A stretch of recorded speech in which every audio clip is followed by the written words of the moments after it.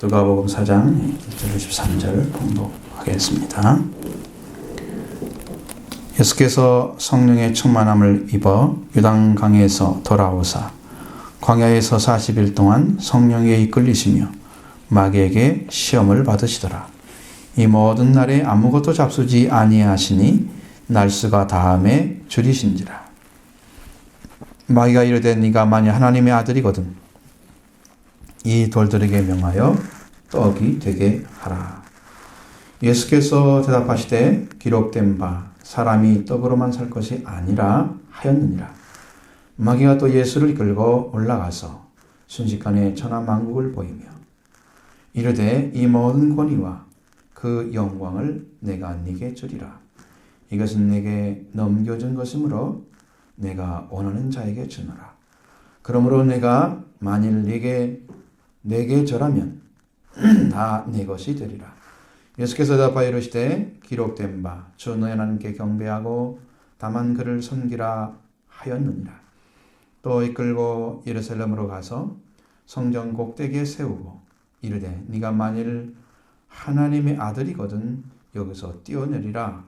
기록되었으되 하나님이 너를 위하여 그 사자들을 명하사 너를 지키게 하시리라 하였고 또 그들이 손으로 너를 받들어 네 발이 돌에 부딪지 않게 하시리라 하였느니라.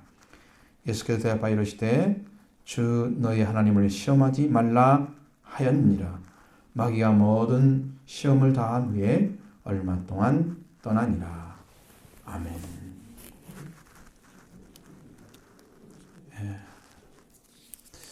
그래서 어느 날 저한테 마태복음 4장을 딱 말씀하시는 거예요.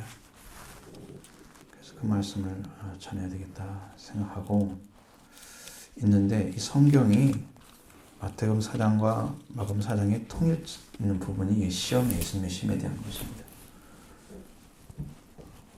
근데 3장을 딱 보는 순간에 예수님의 태어나신 그 결과, 세례 받으신 거, 거기에 그 후에 예수님에 대한 그 계보가 쭉 나오는 거예요.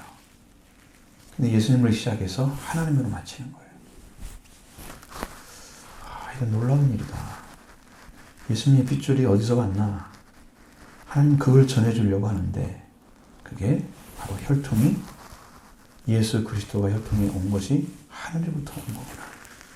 하나님이 그걸 확신을 주시는 거예요. 예수님은 하나님의 혈통이다라는 걸 가르쳐주기 위해서 이걸 기록했다고 그렇게 말씀하십니다. 마태복음서에 나타난 마태복음 1장에 나타난 족보는 그런 것이 아니죠. 아브라함과 다윗의 자손인 것을 증명해주기 위해서 하시는 거예요. 근데 여기서부터는 요셉부터 시작해서 하나님으로 마치는 그런 계보를 가지고 있다는 거예요. 하나님으로, 예수님은 하나님으로 시작되었고, 그래서 하나님께로 오신 메시아임을 증언해주는 놀라운 핏줄의 역사를 가르쳐줍니다. 우리가 이런 진리를 바르게 모르면 사실상 영적인 부분에서 하나님이 우리에게 그런 계보를 써가지고 좀 우리를 귀찮게 하는 거죠. 그걸 깨닫지 못하면 그런 모습으로 보여지는 하나님께로 오신 메시아임을, 그리스도임을 정확하게 가르쳐주고 그리고 예수님이 하나님의 아들로 인정되지 않으면 안 되는 거죠. 근데 이걸 통해서 다시 한번 증거해 주는 거예요. 그럼 마태복음 3장에 나와 있는 그 앞에 나와 있는 말씀들은 뭡니까? 요한을 통해서 세례 받으시고 예수님이 물에서 올라오실 때 하늘에서 비둘기처럼 성령이 임재하셨다 그렇게 나오잖아요. 이건 내 사랑하는 아들 내 기뻐하는 자다. 하나님의 아들이라고 하늘의 소리가 났어요. 하늘에서 소리를 줄 분은 하나님밖에 없잖아요. 그러니까 하나님도 증거해주고 그런데 그의 계보도 증거해준다는 거예요. 하나님께로 온 자라는 것을 증거해준다는 거예요. 이것을 우리에게 보여주는 거예요. 계보가. 그러니까 여러분이 낳고 뭐 위에 이렇게 생각하시면 안 됩니다. 그게 무엇을 말하려고 하는가를 정확히 이해를 하세요. 예수님이 태어나신 이제 아브라함과 다윗의 자손의 그 계보는 하나님의 아브라함을 이스라엘 믿음의 조상으로 세우셔서 그의 핏줄이 지금 구원의 길을 여셨다는 거예요. 이건 유대인을 이해하게 하기 위해서 시작한 거예요. 유대인들은 아브라함의 후손이라 생각하기 때문에 그들을 향한 복음이기 때문에. 그러나 누가복음서는 이방인들을 위한 복음입니다.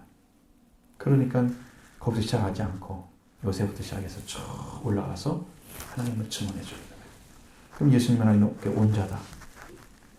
예수님은 참으로 이 세상에 오셔서 하나님께서 이루시려는 공생애를 통해서 복음을 전하십니다. 이스라엘 복음을 증거하시고 이스라엘에게 드러나셔서 온 인류를 살리는 복음을 전하시기 위해서 먼저 성령의 충만함을 받으셔야 합니다. 왜 그러냐? 이게 순서가 있어요. 여러분 성령으로 하지 않고 여러분 마귀를 대적할 자가 없습니다. 마귀를 이길 수가 없어요. 여러분이 마귀를 이기려면 먼저 성령으로 태어나셔야 돼요. 그러니까 예수님이 세례 요한을 통해서 성령의 충만을 받으시고 시작하시는 거예요. 그러면 여러분도 여기서 말씀대로 저는 누가복음 4장에 있는 그 존재, 시험하는 자와 대결하기 위해서 먼저 전제되는 부분이 나와 있잖아요. 먼저 1절, 2절 보겠습니다. 예수께서 성령의 충만함을 입어 유단강에서 돌아오사 광야에서 40일 동안 성령에게 이끌리시며 마귀에게 시험을 받으시더라. 이 모든 날에 아무것도 잡수지 아니하시니 날수가 다음에 줄이신지라. 잘 보십시오. 예수님이 성령의 충만함을 입고 돌아오시잖아요. 마귀와 싸울 수 있는 사람은 성령을 통한 말씀. 그래서 여러분이 이해가 되시죠? 에베소서 6장 11절 이하에 나와 있는 하나님의 전신갑주를 통해서 마귀를 대적하고 능히 이겨라. 승리자가 되라. 하는 말씀 이해가 되시죠? 예수님이 성령의 충만 말씀의 검을 가지니까 마귀를 대적할 수 있는 거고 이 말씀에 확증이 없는 사람들은 마귀를 대적해서 이길 수가 없는 거예요. 오늘날도 그렇게 되어 있습니다. 성령의 충만함을 받으면 예수님의 승리가 내 것으로 딱 섭니다. 내 것입니다. 예수님의 승리가. 그렇게 해서 이길 수가 있는 거예요. 자, 성령의 충만함 받는 그 말씀에 대해서는 요한복음 3장 21절, 22절 아주 짧게 기록해 놨습니다. 예수님도 백성과 똑같이 세례받았다. 그러니까 예수님은 특별히 더 세례를 받아가지고 성령 받은 게 아니라 성령 임하셔 오신 것이 아니라는 거죠. 백성들도 받는데 예수도 세례를 받으시고 똑같이 받았는데 그리고 받고 나서 기도를 하셨습니다. 하나님께. 무슨 기도를 했는지 모르지만 하늘이 열렸다. 그러니까요. 세례를 받는 것 외에는 죄인의 자리에 들어갈 수가 없는 거예요. 여러분도 요한의 세례에 들어가셔야 됩니다. 요한은 뭘 가르쳐준다? 죄를 가르쳐준다. 죄인으로 들어가게 한다. 그럼 예수님도 죄인으로 들어간 것입니다. 죄인으로 들어가신 거예요. 백성과 똑같이 들어갔다는 거예요.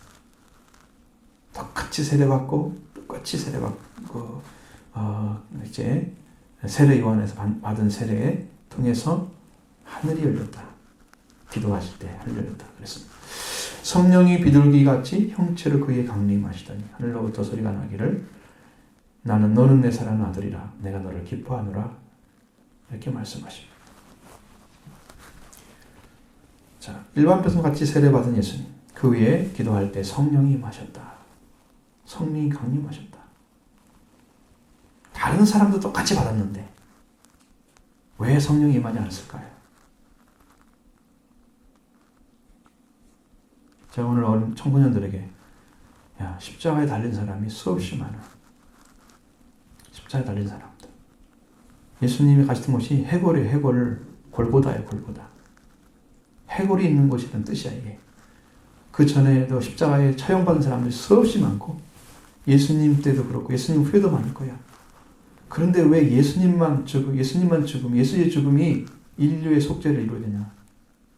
왜 예수님이 죽으셨는데 그 십자가의 은혜가 우리를 살리느냐? 거기에서 복음을 전해줬어요. 많은 사람, 백성들도 똑같이 세례를 받는데 왜 예수님께만 성령님만 오시느냐 그거예요. 여러분, 이것을 아는 것이 정말로 예수님을 따라가는 길을 찾는 것 같은 거예요. 예수님에게만 성령이 비둘기 형체로 그에 강림하셨다. 임하여 오셨다는 것입니다. 지금 세례를 받는 이유는 죄를 자복하기 위해서, 죄사함을 얻는 자에게 가게 하기 위해서 세례를 받는 거예요. 그러니까 죄인으로 들어가는 길입니다. 세례를 받는다는 것은. 예수님은 이미 죄를 가지지 아니하신, 그러니까 아주 작은 계명 하나도 어기지 않고 하나님의 은혜와 사랑 가운데서 성경을 보면은 은혜와 사랑이 충만하신 모습으로 자라시는 것. 누가복음에만 나와 있죠. 예수님이 그러면서 말씀에만 순종하시는, 말씀과 철저히 관계 속에서 순종하시는 그 모습의 삶을 보여줍니다. 죄가 없으시기 때문에 성령이 임하여 오시는 거예요. 죄인은요, 세례를 받으면 자기 죄를 자복해야 되는 걸 아는 것입니다. 그게 세례 받는 거예요. 죄사함 받는 게 아니고 죄사함을 받게 하는 세례예요. 죄사함을 주는 세례가 아니고. 그러니까 죄인으로 들어가는 세례예요. 예수님은 의인으로서 죄인의 세례를 받으신 거예요. 많은 사람보다 다른 이체, 의인의 자리에 서 계십니다. 하나님이 이미 받으신, 하나님과 함께 계십니다. 그래서 성령이 임하여 오신 것입니다. 성령을 부으시는 거예요. 성령이 비둘기 형태로 내려왔습니다. 그리고 하늘로부터 소리가 납니다. 너는 내 사랑 아들이요 내가 너를 기뻐하노라. 음성이 들려왔습니다. 예수님을 아들이라 부르는 분은요, 하나님밖에 없습니다. 물론 요셉도 내 아들이라 그렇게 하겠죠. 예수님도 어머니도 그렇겠죠. 그런데 하늘로부터 소리는 못 냅니다. 어머니가 하늘로부터 소리를 내겠어요? 그러니까 하늘로부터 소리가 났다는 것은 하나님 밖에는 이 말씀을 할 자가 없는 거예요. 하나님 밖에. 하나님께서 하신 말씀이다. 예수님은 성령의 충만을 받으시고 하나님의 아들, 사랑하는 아들로서 하나님 기뻐하심을 받으시는, 그래서 그런 분으로 계셨어요. 그분이 가신 곳이 광야였습니다. 직접 마귀를 짓눌려서 살아가고 있는 백성들을 향해서 나가지 않고, 내가 이제 성령을 받았으니까 복음을 전하러 가야지, 이거 먼저 시작하지 않고 광야로 가셨다는 거예요. 성령 충만을 받으시고 광야에서 돌아오시고 광야에서 40일 동안 성령에게 이끌려 마귀에게 대결하기 위해서 가신 거죠. 광야. 대결의 장소로 갔다고 하는 것입니다. 아버지와 아들과 성령이 함께 가셨어요. 하늘의 소리가 들렸죠. 아들은 거기 계시고 성령이 오셨죠. 삼위일체 하나님 함께 일하십니다. 그것은 반드시 승리의 길을 걷는 자들이 가지고 있는 거예요. 오늘 예수님이 사람이 되셔서 하나님의 뜻을 따라 살기 시작하는 이 모습을 드러내주고 있는 것입니다. 누가복음 3장 23절에 상반절에 보면 예수께서 가르치심을 시작할 때에 30세쯤 되니라, 30세쯤 되시니라 이렇게 기록되어 있습니다.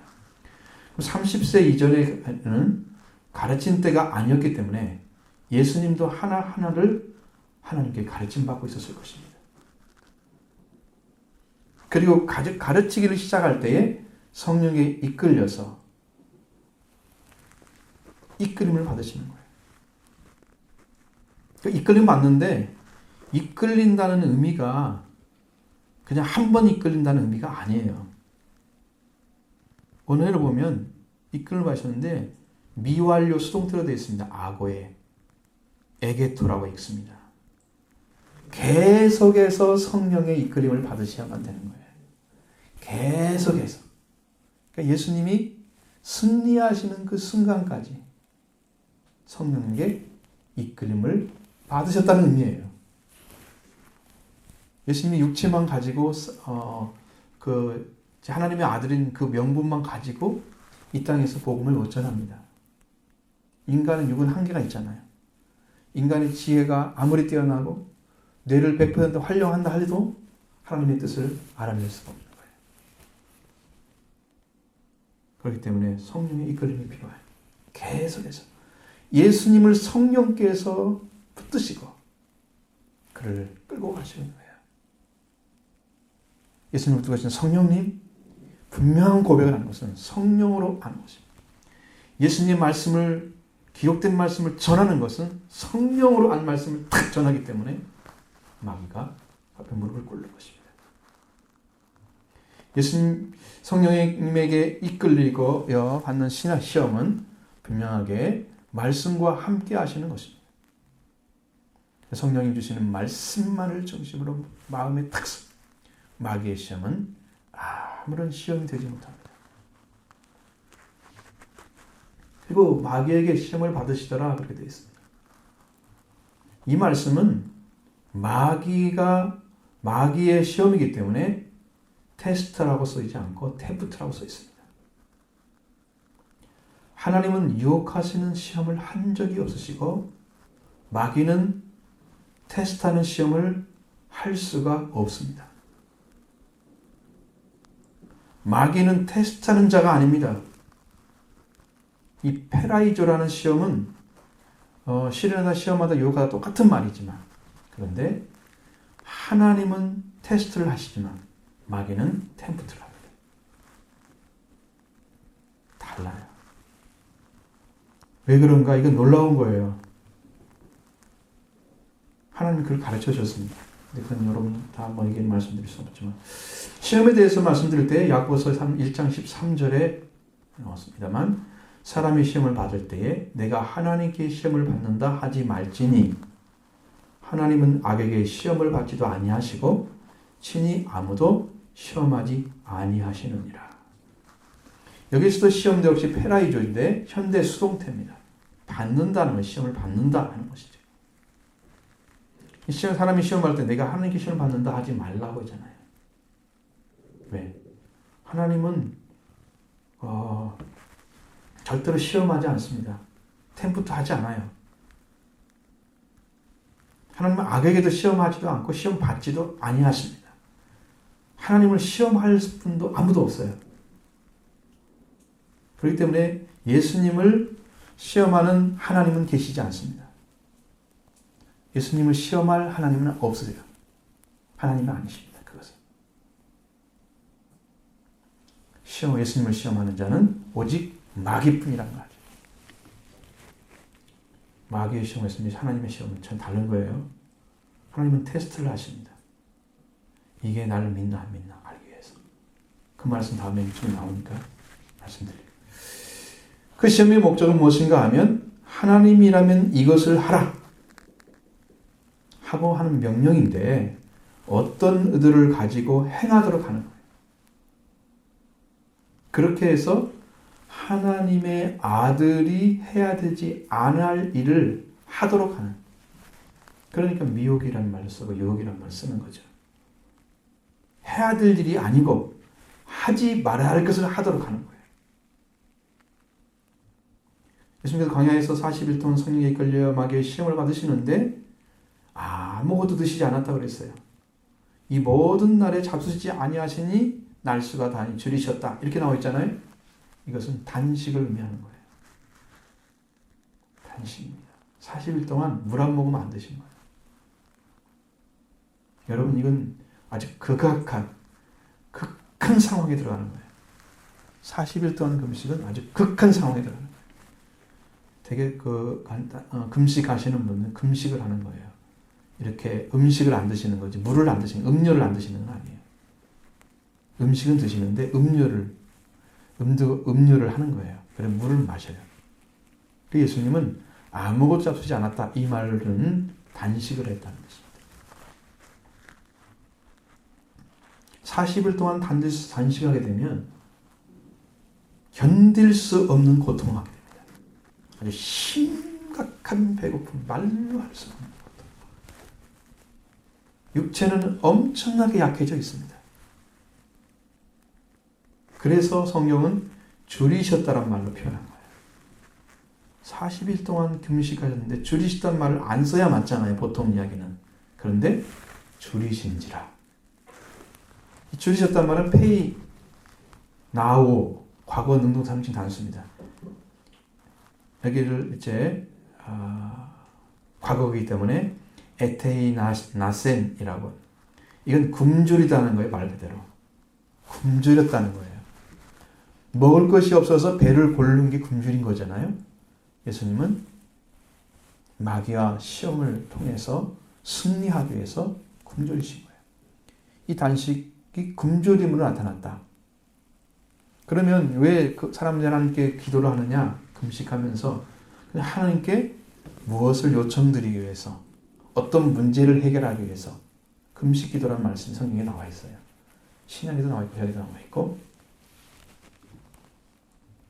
예수님은 분명히 성령에 이끌려서 자신의 완전한 사명을 감당하기 위해서 준비일 가능성도 있습니다.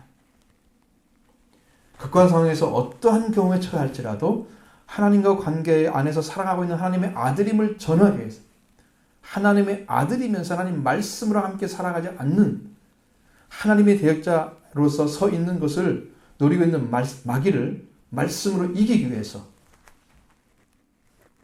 하나님 뜻을 이루는데 마귀의 원수를 사용하지 못하도록 하기 위해서, 그러니까 완전한 승리를 위해서 그 공생애를 준비하는 그런 시간이죠. 그 이유가 있습니다. 왜 그렇게 되는지. 마지막 절에 여러분께 말씀드려요. 자, 그렇듯이 예수님을 시험하는 자 마귀가 노리는 게 뭘까요? 3절 보십니다. 마귀가 이르되 네가 만일 하나님의 아들이거든 이 돌들에게 명하여 떡이 되게 하라. 마귀는 예수님이 굶주려서 몹시 고통스러운 그 시간에 찾아왔습니다. 그러면서 네가 만약 하나님의 아들이라면 이 돌들에게 명령해서 빵이 되게 하라. 이렇게 말을 하는 거예요. 여러분, 고통스러운 것도 고통스러운 거지만 네가 만약 하나님의 아들이라면, 하나님의 아들이면 그거 하지 말고 하나님의 아들이면 하라는 거예요. 이거 참 이상하죠. 하나님의 아들인지 아닌지에 대한 분명한 관계 맺음과 그 의식이 없으면 하지 못합니다. 40일 동안 금식해서 줄이셨다. 단식해서. 그러면 그 정신도 하나 없겠죠. 육체적으로 착 깔아앉아 있기 때문에 정신이 없겠죠. 정신 똑바로 못 차리면 내가 하나님의 아들인가 아닌가 까막까막할 수도 있는. 그러나 뭐 나이가 30세쯤밖에 안 됐으니까 좀 젊은 때잖아요. 예수님 그렇게까지 늦지 않았을 까 생각하는데, 자, 분명하게 하나님의 아들의 자리에서 해야 될 일을 예수님이 가지고 있지 않다면 이 마귀의 말에 속아 넘어갈 수가 있는 거예요. 하나님의 아들이면 네가 이 돌들 많잖아. 돌이 똑똑히 되어서 먹으면 되지 않겠냐. 여기 속에는 이 돌이 빵이 되게 하라는 말씀 안에 커다란 음모가 숨어 있습니다. 이 되게 하라는 말은, 이 단어에서는 되게란 말이 기노마이입니다. 무엇이 만들어지게 하다, 행하게 한다. 그런데 이것은 기본 어근에서 가정법하고 뒷부분, 중간 뒷부분은 삼진 단수예요. 게네타이. 중간 뒷부분 드란 말은 뭐냐면 자신을 위해서 하는 능동적인 행동을 말하는 거예요. 자신을 위해서. 그러니까 너를 위해서 지금 저 돌들이 빵이 되게 하라는 거예요. 너를 위해서. 하나님의 뜻은 아니에요. 하나님과 상관없어요. 너는 지금 배고픈 상하니까. 너는 죽기 직전이잖아. 얼마나 힘들겠어요. 그러니까 지금 그렇게 하라는 거예요. 그거 되게 하라. 그래서 하나님의 아들이면 네가 너를 위하여 이 돌들이 빵이 되게 하고 되라고 명령해라. 이런 뜻입니다.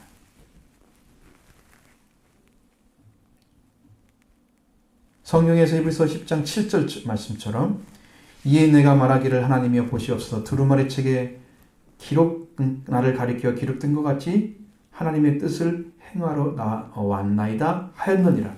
예수님은 하나님의 뜻을 행하러 온 거지 자신의 목적을 이루기 위해서 오신 분이 아니라는 거죠. 성경 어디에서도 그런 말씀이 없습니다. 근데 마귀는 자기가 원하는 길을 가라는 거예요. 지금. 자기가 원하는 길. 네가 가지고 있는 능력을 사용해서 이 돌들이 너를 위해서 빵이 되게 만들어라. 기적을 베풀어라는 거예요. 이것이 마귀의 고도의 작전입니다. 단식을 금지는 예수님을 공략하는 마귀의 작전. 예수님 자신이 목숨을 위해서 자신을 위해서 돌돌이 빵이 되게 하는 기적을 베풀어서 너의 배고픔을 해결하라는 것이죠. 분명한 것은 하나님의 아들은 목숨을 위해서 일하는 것이 아닙니다. 하나님의 말씀으로 살아서 승리하는 자가 되는 게 하나님의 아들의 일이에요. 말씀으로 승리한 자가 되는 게. 이게 왜 연결이 되느냐 아주 기가 막힌 게 있어요. 그렇기 때문에 마귀의 이 시기적절하고 절묘한 상황에 딱 맞는 기적을 요구한 얼마나 놀라운 겁니까? 자, 그럼 예수님 대답은 뭡니까? 4절 보겠습니다. 예수께서 대답하시되 기록된 바 사람이 떡으로만 살 것이 아니라 하였느니라. 참 여기에서 놀라운 비밀이 캐졌습니다. 이 신명기 8장 3절 말씀이에요. 인용인데요. 앞에 치는 다 빼먹었습니다. 그리고 중간에 있는 부분만 딱 가지고 온 거예요.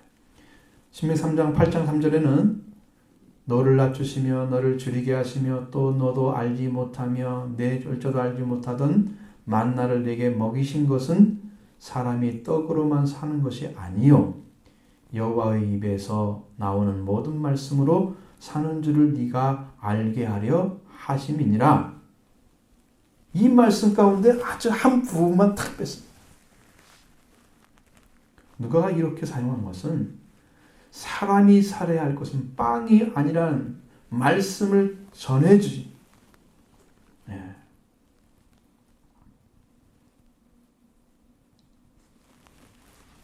그 전하기 위해서 한 것이 아니죠. 반대로 빵으로만 살 것이 아니라는 것을 전했는데 그건 마귀에게 빵으로만 사람은 사는 게 아니야 라고 딱 잘라서 전해줘요. 예수님의 육체를 위해서 일하는 자가 아니다라는 것을 얘기해 주는 거예요. 예수님은 지금 아무리 배가 고파도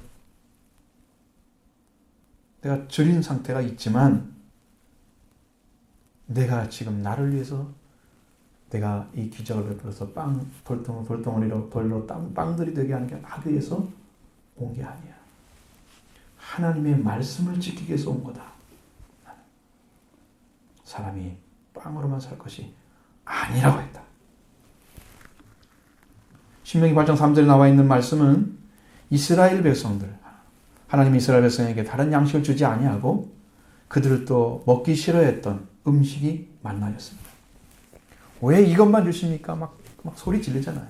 우리 애굽에 또 먹었던 그 빵 좀 주십시오. 그런 좀 매울고도 맛있고 좀 이런 거 있잖아요. 막 짭짤하기도 하고. 좀 그런 음식 좀 주십시오. 이게 달콤하고 사탕처럼 생긴 그거 만나로 우리가 어떻게 삽니까? 먹기 싫죠? 왜 하나님 그것만 주셨을까요? 여기에 비밀이 있다는 거예요. 그래서 요한복음 6장의 말씀이 딱 해석이 되는 거예요. 이 말씀 한마디를 통해서 막 쫙 성경이 보이는. 그들이 이스라엘 백성이 알지 못했던 건 음식입니다. 만나였습니다. 이 음식이. 이 만나를 내주신 이유는 사람이 빵으로만 사는 것이 아니요 여호와 입에서 나오는 말씀으로 사는 줄을 이스라엘이 알게 하려고 한 거라는 거예요. 그 광야 생활 동안에 40년 동안 내렸습니다. 그것이. 여러분 하루 이틀도 아니고.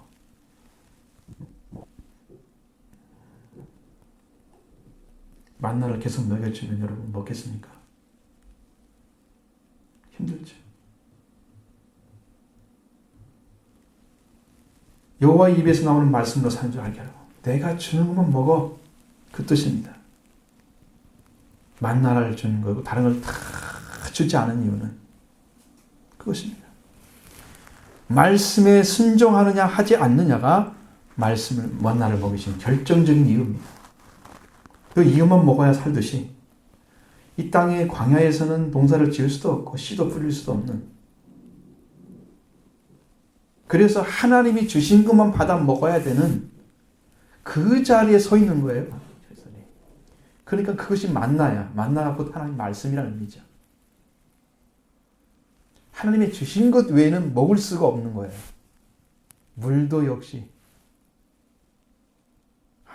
아무것도 다른 방식으로 얻어낼 수가 없는 그것이 바로 광야입니다. 그래서 여호와, 이 사람이 빵으로만 사는 것이 아니고 너희들이 요구하는 빵, 저 이집트에 있는 그 빵, 그것이 아니고 하나님의 입에서 나오는 말씀으로 살아야 한다는 것을 이스라엘에게 알게 하려고 테스트한 거예요. 그 이유에 대해서 8장 2절에 나와 있습니다. 네 하나님 여호와께서 이 40년 동안 내가 네게 광야 길을 얻게 하신 것을 기억하라. 이는 너를 낮추신 너를 시험하사, 시험이 나오죠? 네 마음이 어떠한지, 그 명령을 지키는지 지키지 않는지 알게 하기 위해서 준 거라는 거예요. 만나를. 다른 건 안 주고 하나만 줘. 하나님 명령을 지키면 광야 생활의 승리이고, 지키지 않으면 실패하는 것입니다. 하나님은 이것을 시험한 거예요. 이건 테스트입니다. 이 시험을 하면서 이스라엘 백성은 알아보기 위해서는 템프트가 절대로 아니에요. 그러나 마귀는 이 말씀을 지키려고 오신 예수님을 템프트한 것입니다. 하나님의 말씀을 한 살기 위해서 오신 예수님을 템프트하고 있는 거예요. 그래서 예수님은 사람이 빵으로만 살 것이 아니라 딱 자르셨어요. 마귀의 의도를 아신 것입니다. 그래서 그 말씀을 딱 던지니까 마귀는 더 이상 할 말이 없는 거예요. 시험할 어떤 방식이 없어요. 그러자 예수님을 이끌고 올라가서 천하만국을 보여주면서 시험을 합니다. 자, 5절부터 7절의 말씀 봅니다. 마귀가 또 예수를 이끌고 올라가서 순식간에 천하만국을 보이며 이르되 이 모든 권위와 그 영광을 내가 네게 주리라. 이것은 내가 넘겨준 것이므로 내가 원하는 자에게 주노라. 그러므로 네가 만일 내게 절하면 다 내 것이 되리라. 이 마귀의 두 번째 시험은 천하만국의 주인이 되기 위해서 나에게 절하라 라는 것입니다. 자, 제가 원어대로 해석을 해봤습니다. 그리고 그를 이끌고 올라가서 꽤 오랫동안 땅의 모든 나라를 보여주었습니다. 예수님을 이끌고 꽤 오랫동안, 순식간이 아니고 꽤 오랫동안 땅의 모든 나라를 보여주고 말을 합니다. 이 모든 지배권과 그 영광이 뭐냐? 그 땅의 나라들의 자원, 그 도성들의 장대함과 위대함, 그것들의 비옥한 땅, 그것들을 많은 인구를 통틀어서 영광이라고 하는 거예요. 그걸 가지고 있는 풍성한 것들 많죠? 그것을 영광이라고 하는, 그걸 그 영광이라 하는데, 마귀는 이것을, 이 모든 지배권과 영광을 내게 주리라 그랬지만 원어에는 준다, 현재형으로 되어 있어요. 자기 거니까 내가 준다는 거야, 마귀가 예수님한테. 언제 자기 거 되는지 모르겠어요. 성경에 그게 나오지도 않는데, 준다, 현재. 그리고 마귀가 이렇게 말을 했습니다. 이것은 내게 넘겨진 것이기 때문에 내가 원하는 자에게 준다. 또 준다고 얘기합니다. 주리라가 아니고 준다. 지금 준다는 거예요. 마귀는 이 세상에 통치하고 있고 소유하고 있다고 주장하고 있습니다. 그래서 내가 원하는 자 양도하겠다는 거예요. 만약 그것을 마귀는 이것을 넘겨받아서 다고 하면서 소유권을 주장합니다. 근데 마귀는 소유할 수가 없는 거예요. 왜? 소유권은 언제나 그걸 만든 자에게 있는 겁니다. 창조자에게 있는 것입니다. 통치권은 그가 행사하는 하나의 권한처럼 말하고 있지만 하나님이 통치하신 시간 동안에 하나님이 허락하신 시간만 가지고 있는 거예요. 권한을 가지고 있는 거예요. 그들은 그 시간이 끝나면 영원한 무죄감에 들어갈 것입니다. 끝이 없이 떨어지는 곳이 무적입니다. 그 의미가. 바닥이 없다는 뜻이에요. 우리가 딱 설레면 바닥이 있어야 되잖아요. 땅바닥이. 그럼 바닥이라고 그러잖아요. 바닥이 없어요. 딛는 곳이 없는 거예요. 무적이에요. 마귀의 권한은 그때 종결이 완전히 되어버립니다. 사실 하나님이 통치하시고 하나님의 영광을 소유하셨고 하나님께서 통치권과 영광을 마귀 것이 아닌 것을 증거해 주실 것입니다. 그때가 되면 네 것이 아니었다는 거. 예수님은 통치자로 세운 세 사람이 다시 통치권과 영광의 주인이 되기 위해서 오신 거예요. 마귀가 통치하는 게 아니야. 마귀 나라가 아니야. 이 땅. 하나님께서 만드신 거예요. 누가 자기 거라고 소유권을 주장합니까? 근데 마귀는 이걸 주는데 조건을 걸었습니다. 네가 내게 절하면 다 네 것이 되리라. 이것도 네 것이다. 라는 거예요. 이 절하단 말은요. 포로시 퀴네오이라는 단어입니다. 이것도 가정법인데 과거능 인증 단수로서 프로스 퀴네스. 이 원뜻은요. 예배하다, 경의를 표하다, 경배하다는 거예요. 자, 예수님께 마귀는 자기에게 예수님을 경배하도록 만드는 것입니다. 오늘 사탄 숭배기도 있잖아요. 예수님을 마귀에게 숭배하도록. 마귀는 자신에게 예배를 드리라고 강요합니다. 진짜 주인이 누군데 왜 자기한테 경배를 하는 거예요? 예수님에게 자신이 세상의 주인이며 소유자이기 때문에 자신에게 예배 드리는 자에게 세상의 통치권과 영광을 준다. 그러면 나에게 절하면 네 것이 된다. 이런 속이는 수에 우리 많은 그리스도인이 넘어가 있습니다. 지금. 세상 걸 얻기 위해서 마귀에게 많이 절합니다. 그 세상의 나라에 가지고 있던 부 있죠? 자원들 세상에 있는 것들을 그것을 취하기 위해서 많이 절하고 있습니다. 마귀에 속해서 마귀가 주구장을 먹고 살아요. 주는 것을. 이것을 만문이라고 그러잖아요. 재물. 지금 절하고 삽니다. 세상 것이. 하나님을 절하는 게 아니고 하나님께만 절하는 게 아니고 그래서 예수님이 이렇게 말씀하시는 거예요. 8절 봅니다. 예수께서 대답하여 이르시되 기록된 바 주 너희 하나님께 경배하고 다만 그를 섬기라 하였느니라. 예수님은 신명기 6장 13절의 말씀 상반절을 이용했습니다. 원래는 내 하나님 여호와를 경외하며 그를 섬기며 그의 이름으로 맹세할 것이니라. 이렇게 하고 있죠.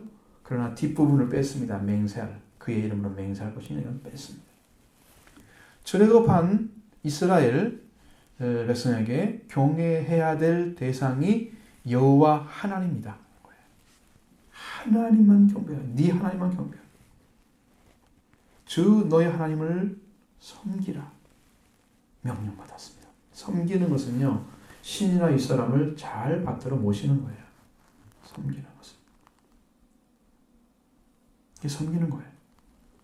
받들어 모시는 거예요. 받들어서. 잘 모시고 받들어. 늘 받들고 있는 거예요.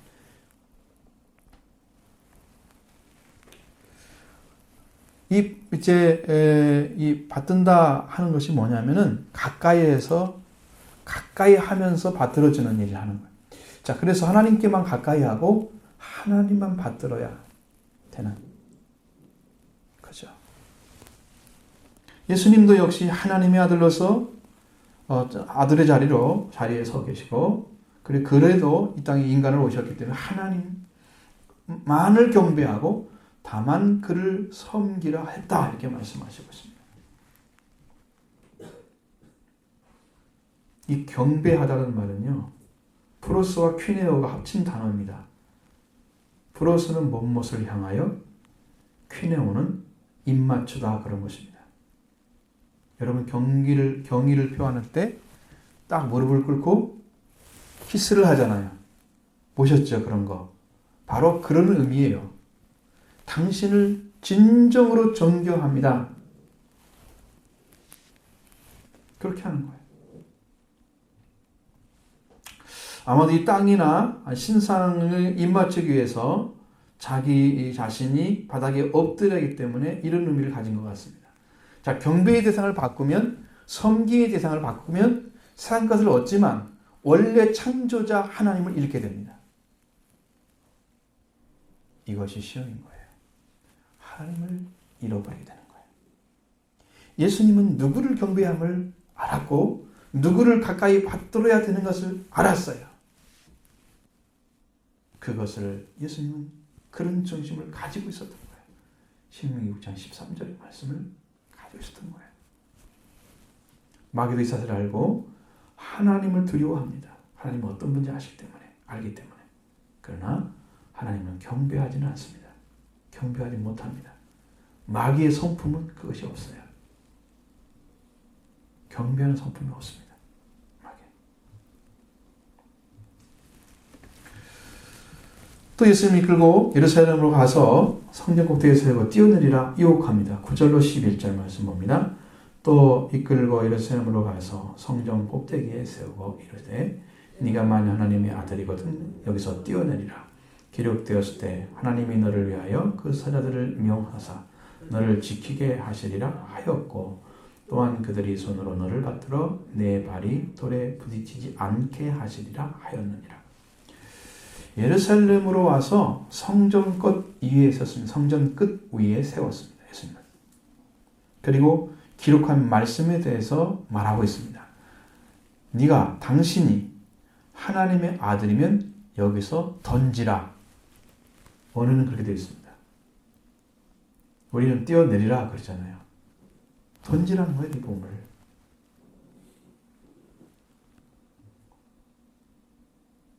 이어서 기록되었는데 당신을 위하여 주의 깊게 지키시리라. 그리고 네 손 위에 너를 받들어 올려 당신의 발이 돌에 부딪히지 않도록 이렇게 하겠다는, 그 천사들을 명령해서 그렇게 하겠다는 뜻이죠. 시편 91편 11절로 12절의 말씀에 기록된 말씀을 가지고 왔습니다. 인용입니다. 근데 그가 너를 위하여 그의 천사들을 명령하사 내 모든 길에서 너를 지키게 하심이라.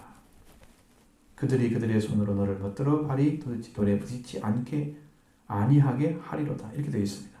마귀의 계략은 예수님께서 하나님을 시험하도록 하는 것입니다. 그것도 성전 꼭대기에 서서 그 끝에서 뛰어내리는, 그것은 하나님을 예배드리는 처소를, 하나님께 예배드리는 처소를 하나님은 그 집중해 보고 계시잖아요. 근데 그 위에 꼭대기에 서가지고 거기에서 뛰어내리라고 해서 함으로써 하나님께 대항하는 자리에 세우는 거예요. 하나님께 대항하는 자리에 서도록 하는 것입니다. 그래서 마귀가 이렇게 인용한 시편 91편 11절로 12절 말씀을 인용한 것은 마귀도 하나님 말씀을 알고 있으면서 그 말씀대로 행하는 것을 가장해서 하나님을 시험하도록 하는 그 자리로 이끌어 간 것입니다. 그게 마귀의 시험. 근데 시편 91편 11절로 12절 말씀에서 누가복음 4장 11절 12절에서 없는 문장은 내 모든 길에서라는 말씀이 빼먹어졌습니다. 마귀가 그걸 의도적으로 뺀 거예요. 뺐습니다. 내 모든 길에서, 지금 모든 길에서 이걸 해야 되지, 그냥 위에서 뛰어내린다 이런 의미가 아니에요. 이 시편은 하나님 택한 백성을 혼란과 어려움 속에서 인도해 내시는 하나님의 능력을 찬양한 것입니다.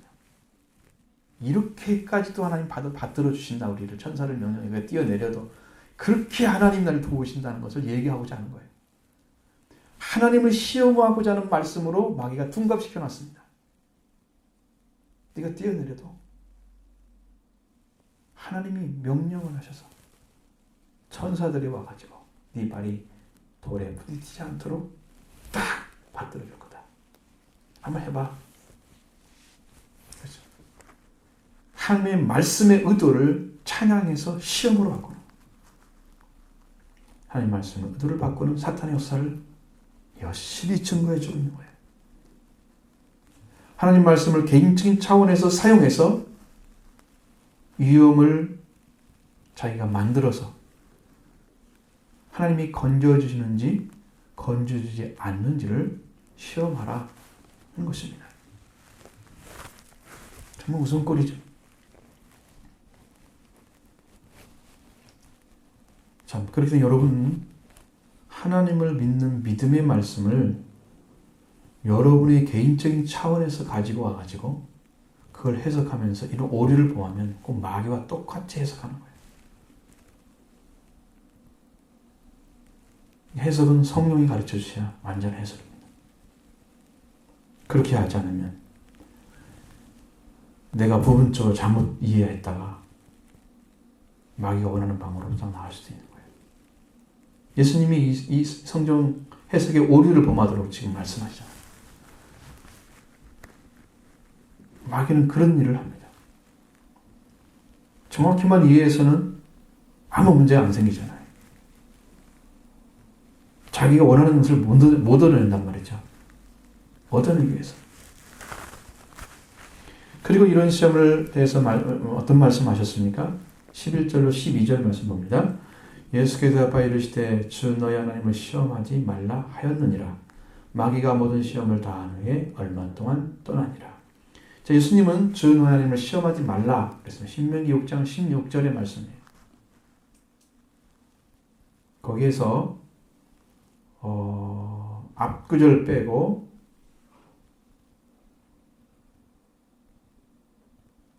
그 상반절 앞에 좀 빼고요. 그 다음에 다 그걸 사용했습니다.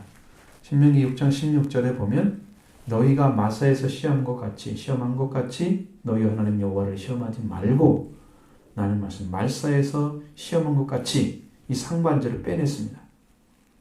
너희 하나님 여호와를 시험하지 말라 하는 말씀은 그 말씀을 통해서 마귀를 이긴 거예요.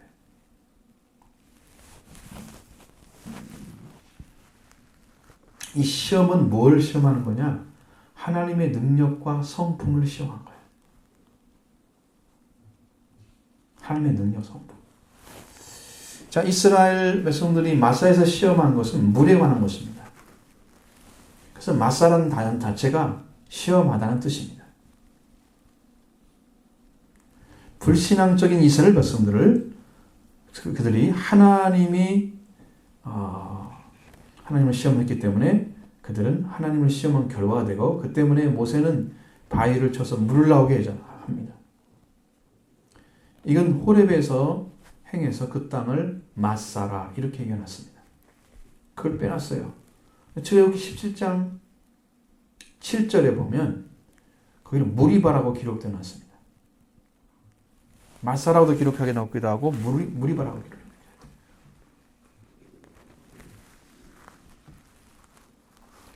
여러분, 하나님을 시험하지 말라 여호와께서 말씀하셨다, 이 말을 신명기 다시 말씀하신 이유는 하나님은 시험의 대상이 아니라 신뢰의 대상이라는 거예요. 그들은 그걸 잃어버렸습니다. 하나님께서 백성보다 먼저 행하셔서 이스라엘 백성들이 어디로 가서 머물러야할까를 먼저 찾으셨습니다. 그래서 구름 기둥과 불 기둥을 사용하셔서 그들이 거기서 가서 다시 멸망하고 다시 거하고 다시 살도록 엄청난 하나님께서 한 200만 되는 그 짐승까지 하면 어마어마한 숫자죠. 그들을 다 먹여 살리고 있는 거예요, 지금. 먹여 살리고 있는 거예요. 어마어마한 일을 하고 계시는 거예요, 하나님. 여러분 한 식구만 먹여 살기도 힘들죠? 힘들잖아요.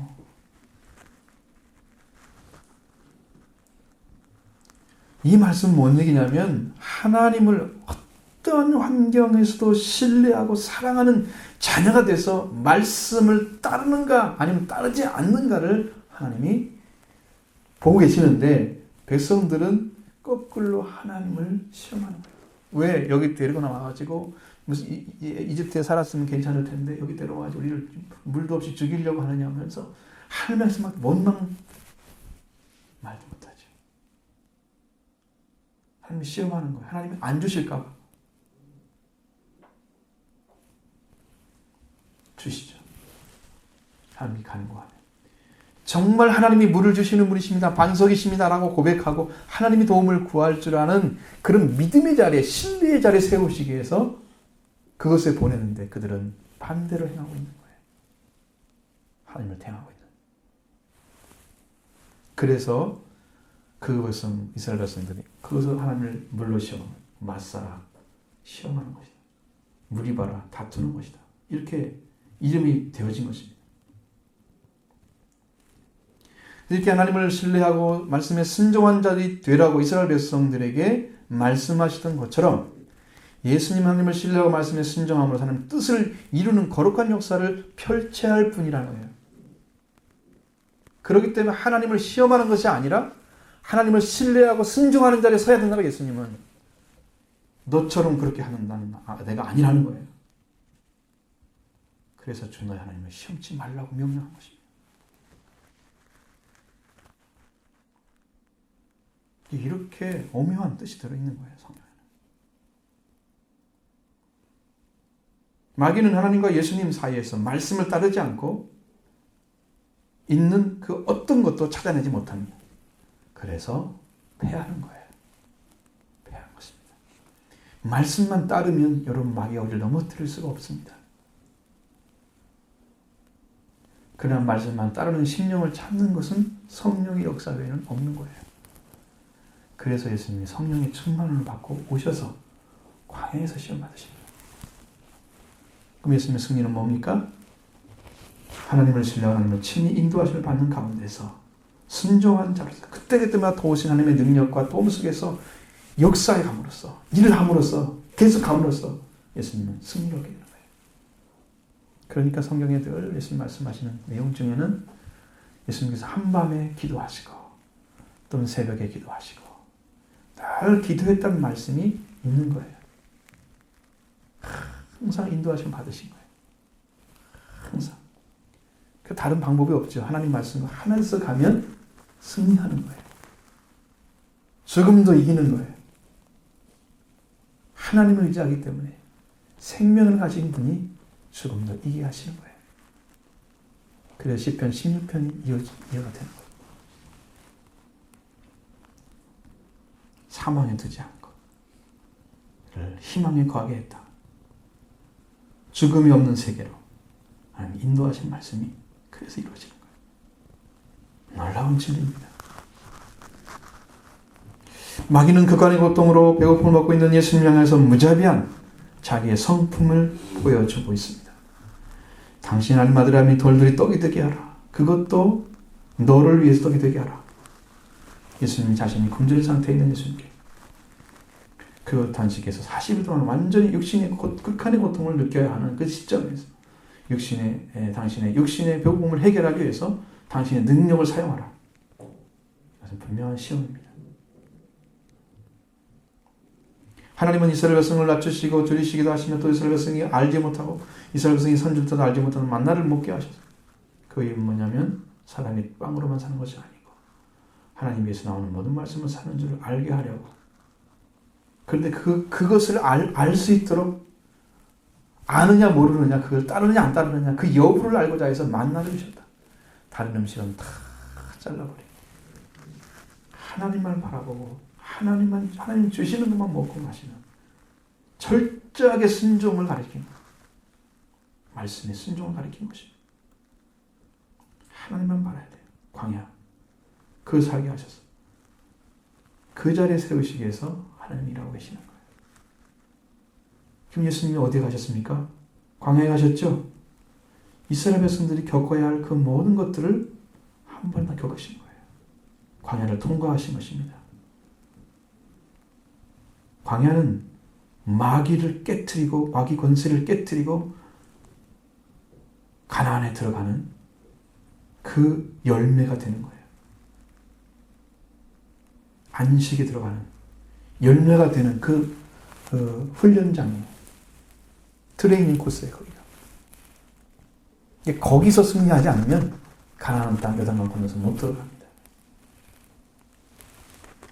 여러분은 어디쯤 오셨나 보십시오. 그렇기 때문에 예수님께서 이 광야에서 시험을 받으신 것은 오로지 육신의 고통에서도 오로지 하나님 입에서 나오는 말씀으로 사는 것을 가르쳐보자 하시고 그 말씀을 신뢰 하나님의 아들에 순종하는 아들의 자리에 서주셨어. 그 자리만 서신 것입니다. 그래서 마귀의 시험을 첫 번 시험을 이긴 거예요. 또 마귀는 하나님의 예수님을 땅의 모든 나라를 꽤 오랫동안 보여주면서 이 통치권과 영광을 내가 너에게 준다 말합니다. 나에게 준 거기 때문에 내가 원하는 자에게 준다. 그러니까 넌 나한테 절만 해. 그럼 네 것이 될 거야. 너에게 예배만 해. 내가 너 줄게. 소유권과 영광은요. 그것을 만드신 자의 것입니다. 누가 그걸 훔쳐갈 수도 없는 거예요. 마귀는 우리를 착각하게 만듭니다. 자기를 따르면 다 얻을 수 있다고 말합니다. 재물과 하나님을 겸하여 섬길 수 없습니다. 재물의 중심에는 마귀가 있기 때문입니다. 그래서 재물이 아닌 하나님을 섬김으로써 여러분은 부자가 되어야 되는 거예요. 하나님이 주심으로써 얻는 부자가 되어야 되는 거지. 마귀가 마귀한테 잘하고 얻는 재물, 또 하나님도 믿으면서 세상 것도 의지하고 이렇게 중간에 서 있는 그런 땅 되면 안 됩니다. 가시떨기밭. 하나님을 섬기면서 세상에 복잡한 것들만 다 가지고 와가지고 정신이 없어. 하나님을 섬기는 것 같은데 근데 열매가 안 나오는 거예요. 죽거나 사나. 왜 말씀만 따라가야 되는데 다 섞어놓으니까 자기가 혼란스러운 거지. 그건. 스스로 그냥 힘이 붙여서 넘어지는 거지. 지쳐서. 마귀는 마치 자기가 세상의 모든 나라와 영광의 주인인 것처럼 말하고 있죠.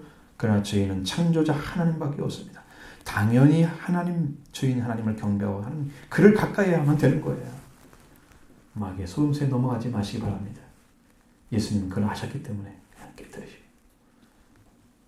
마귀는 세 번째, 예수님을 하나님께 향해서 분양해서 하나님께 영광을 돌려드리는 성전 맨 꼭대기 위에 세우고 네가 만약 하나님의 아들이라 여기서 뛰어내려라.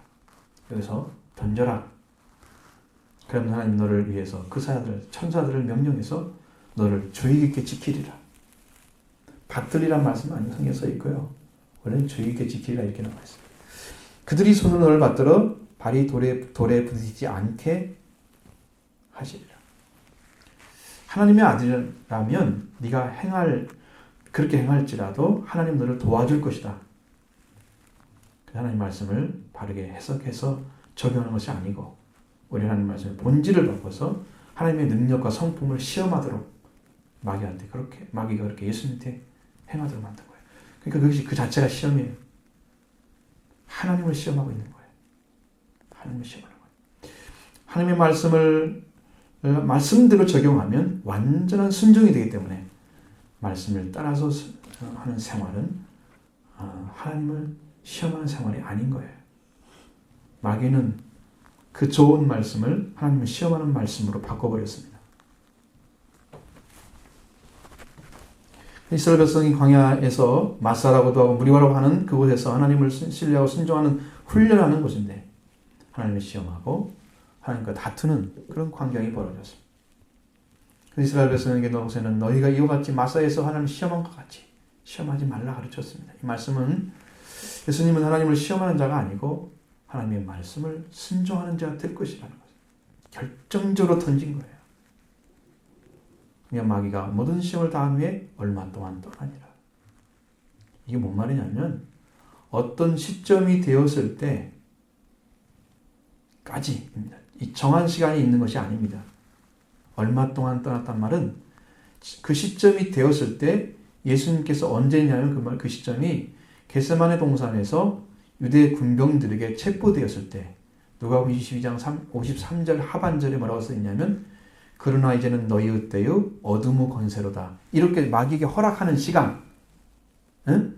그때까지만 지금 떠나 있다 그 얘기예요. 이게 얼마 동안 떠나니라. 이해가 되시죠? 이게 일치가 안 되면 분명히 뭐가 문제가 있는 거예요.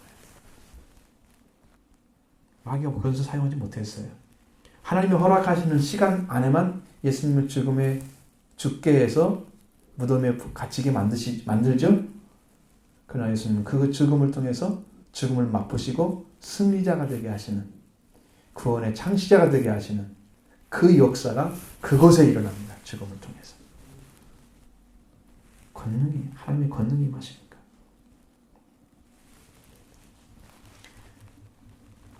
이때까지만 떠난 거예요. 여러분과 저는요, 이스라엘 백성들이 광야에 생활하는 것처럼 광야에 살고 있는 거예요. 광야 같은 세상에 살고 있는 것입니다. 하나님의 말씀을 통해서 하나님의 말씀만 이루어지도록 살아가는 거예요.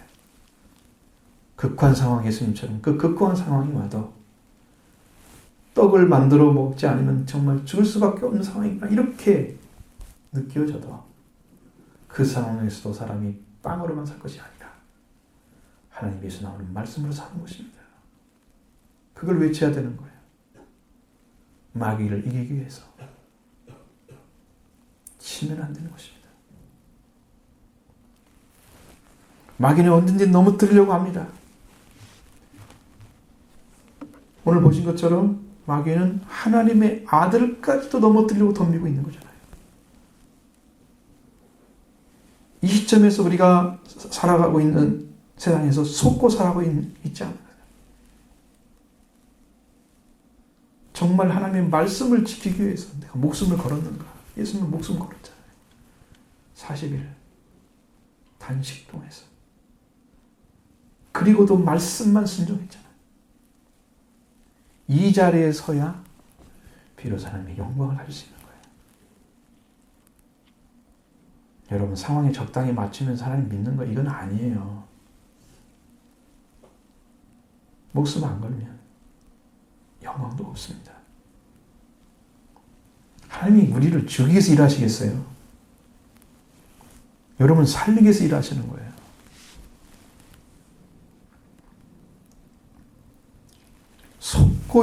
마귀에 속고 있는 게 발견된다면 여러분 통회하셔야 됩니다. 말씀에 불순종하면 마귀가 우리를 이용해서 하나님 말씀에 속하지 못하도록 해서 승리하지 못하도록 하는 거예요. 오늘 우리는 예수님이 받으신 시험이 우리 생활 가운데 늘 있다는 것을 아셔야 돼요. 그래서 깨어 있어야 됩니다. 은사자처럼 산길자를 찾고 있는 마귀. 지금도 우리가 어떻게 잘못하는가를 보면서 참수와 그를 죽이려고 하는 그 마귀의 역사에 우리는 무대적으로 기도도 하지 않고 말씀도 읽지 않고 어떤 성령의 역사 가운데서 승리하시려. 그 일을 하지 않으면 안 되잖아요. 어떻게 하겠어요? 정말 중심을 다해서 기도하고 말씀을 찾아서 여러분의 전신갑주를 입고 있어야 됩니다. 마귀를 대적해 능히 승리하기 위해서, 이기기 위해서, 담대하게 하나님 앞에 서기 위해서 예수님은 성령의 검을 가지고 하나님의 말씀을 가지고 이겼습니다. 성령을 받고. 그러니까 절대 복음이에요. 지난주도 말씀드렸죠. 에베소서 6장 11절 이하의 말씀처럼 전신갑주를 이기지 않고는 시험을 이길 수 없다.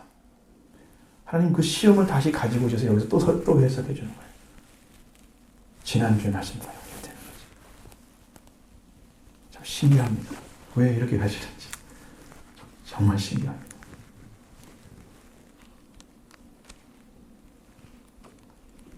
우리가 많이 속으면 안 됩니다. 밝히 보시고 여러분 눈이 깨어나기를 바랍니다. 눈이 열려지기를 바랍니다. 하나님의 우리를 어떻게 사랑하시는지를 보십시오. 마귀에게 눈 돌릴 시간이 있나? 사람들에게 눈 돌릴 시간이 있나? 보십시오. 그 시간이 없습니다. 우리를 눈동자처럼 지키시고 지금 보고 계시는데 나는 딴짓하고 있어. 하나님이 집중하시는 곳에 집중하지 않고 있기 때문에 하나님이 역사를 모르잖아요. 인도하지 받지 못하잖아요. 그래서 모르는 거예요. 하나님 지금 우리를 보고 계시는 거예요. 집중적으로. 한 생명 한 생명.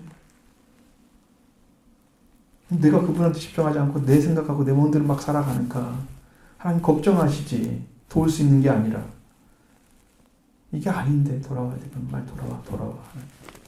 그게 하나님 명령이죠. 그래서 성경의 결론이 뭐냐면 회개입니다.